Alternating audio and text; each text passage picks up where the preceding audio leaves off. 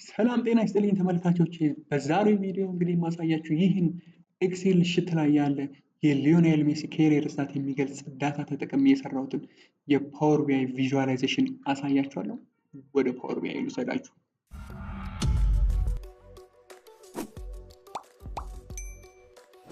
እንግዲህ እንደምታዩት ይህን የሊዮኔል ሜሲ ኬሪየር ስታት ከ2004 ጀምሮ ፕሬዘንት አሁን እስካለው ድረስ የሚገልጽ በጣም የሚያምር ዳሽቦርድ ነው።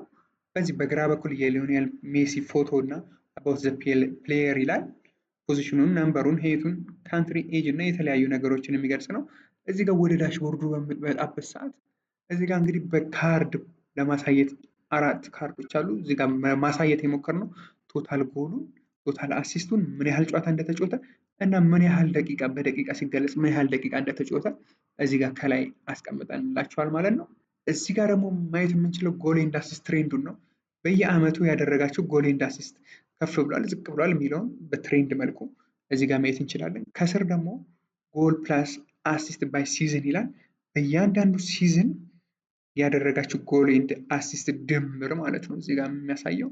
እዚህ ጋር በጣም 116 2011-12 ላይ በጣም ከፍተኛውን ጎል ኤንድ አሲስት ያደረገበት አመት ነው ማየት እንደሚቻለው። እዚህ ጋር ደግሞ በፓይ ቻርት ለማሳየት የሞከርነው ነገር ምንድን ነው? ለፒኤስጂ፣ ለኢንተር ሚያሚ፣ ለባርሴሎና እና እንዲሁም ለሀገሩ ለአርጀንቲና ምን ያህል ጎሎችን አግብቷል ነው። እንዲሁም በፐርሰንት ሲሰላ ለባርሴሎና ያገባው ጎል በምን ያህል ፐርሰንት ይሆናል፣ ለኢንተር ሚያሚ፣ ለአርጀንቲና እና ለፒኤስጂ በፐርሰንት። እዚህ ጋር ደግሞ ያስቀመጥነው ነገር ምንድን ነው? እዚህ ጋር ሲዝን ይላል። የፈለጋችሁትን ሲዝን በምትጽፉበት ሰዓት የዛን ሲዝን መረጃ ብቻ ያስቀምጥላችኋል ማለት ነው። እዚህ ጋር ደግሞ ክለብ ይላል። የተጫወተበትን ክለብ ማንኛውንም ክለብ በምታስቀምጡበት ሰዓት የዛን ክለብ ብቻ መረጃ ያስቀምጥላችኋል ማለት ነው። አሁን ለምሳሌ ባርሴሎና